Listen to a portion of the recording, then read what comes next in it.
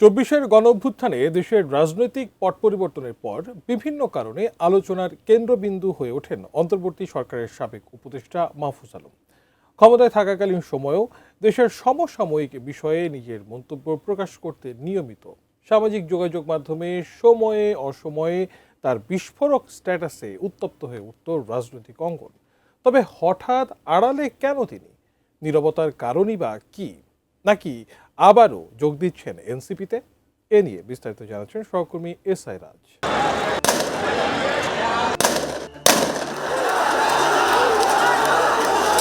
ছাত্র জনতার আন্দোলনের মাস্টারমাইন্ড হিসেবে পরিচিত অন্তর্বর্তী সরকারের সাবেক উপদেষ্টা মাহফুজ আলম বর্তমানে অনেকটাই আড়ালে। একসময় সামাজিক যোগাযোগ মাধ্যমে তার সরব উপস্থিতি এবং রাজনৈতিক বিশ্লেষণে উত্তপ্ত মন্তব্য থাকলেও এখন তার কার্যক্রম নিয়ে নানা প্রশ্ন ঘুরপাক খাচ্ছে রাজনৈতিক অঙ্গনে।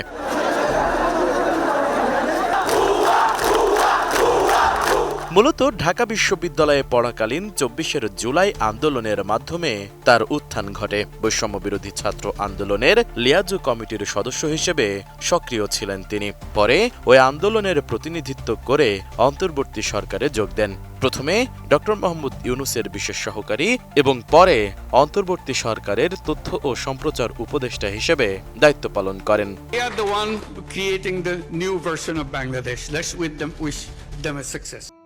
বেশি বেশি গোল্ড কিনে হাফ গ্রাম গোল্ড বার জিতে নিন প্রতিদিন। ২০২৪-এর ২৪ সেপ্টেম্বর জাতিসংঘ সাধারণ অধিবেশনের ৭৯তম অধিবেশনের ফাঁকে এক অনুষ্ঠানে ডক্টর মোহাম্মদ ইউনূস তাকে সাবেক মার্কিন প্রেসিডেন্ট বিল ক্লিন্টনের কাছে আন্দোলনের মাস্টারমাইন্ড হিসেবে পরিচয় করিয়ে দেন। যদিও মাহফুজ নিজেই জানান তিনি মাস্টারমাইন্ড নন। এরপর ত্রয়োদশ জাতীয় সংসদ নির্বাচনের ২ মাস আগে অর্থাৎ ১০ ডিসেম্বর উপদেষ্টার পদ থেকে সরে দাঁড়ান মাহফুজ আলম। তখন ধারণা করা হয়েছিল তিনি লক্ষ্মীপুর ১ আসন থেকে নির্বাচন করবেন বিএনপি অথবা এনসিপির হয়ে। তবে শেষ পর্যন্ত তিনি কোনো দলেই যোগ দেননি এবং নির্বাচনও করেননি।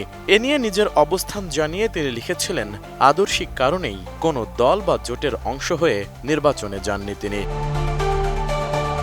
এদিকে নির্বাচনের পর মাহফুজ আলম অল্টারনেটিভস নামে একটি নতুন রাজনৈতিক প্ল্যাটফর্ম গঠন করেন। তরুণদের রাজনীতিতে সম্পৃক্ত করা এবং জুলাই আন্দোলনের লক্ষ্য বাস্তবায়নের উদ্দেশ্যে ১৭ সদস্যের একটি জাতীয় সাংগঠনিক কমিটিও গঠন করা হয়। কিন্তু কয়েকটি প্রাথমিক কার্যক্রম ছাড়া সংগঠনটির তেমন কোনো দৃশ্যমান কার্যক্রম এখনো চোখে পড়েনি। তাহলে কিভাবে সময় যাচ্ছে মাহফুজ আলমের?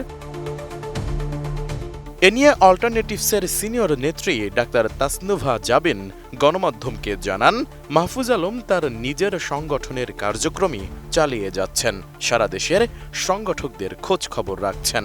পাশাপাশি জাতীয় নাগরিক পার্টির সঙ্গে তার যোগাযোগ রয়েছে বলেও জানা গেছে। তবে কি আবারও এনসিপিতে যোগ দিচ্ছেন তিনি? বিষয়টি নিয়ে এনসিপির যুগ্ম আহ্বায়ক আরিফুল ইসলাম আদিব জানান, মাহফুজ আলমের সঙ্গে নিয়মিত যোগাযোগ হচ্ছে, তবে এখনই তিনি এনসিপিতে যোগ দেবেন কিনা বলা যাচ্ছে না। তাই মাহফুজের রাজনৈতিক অবস্থান নিয়ে এখনো অনিশ্চয়তা রয়েছে, যা নিয়ে নতুন করে আলোচনা জোরালো হচ্ছে রাজনৈতিক অঙ্গনে। এসআই রাজ, এটিএন নিউজ।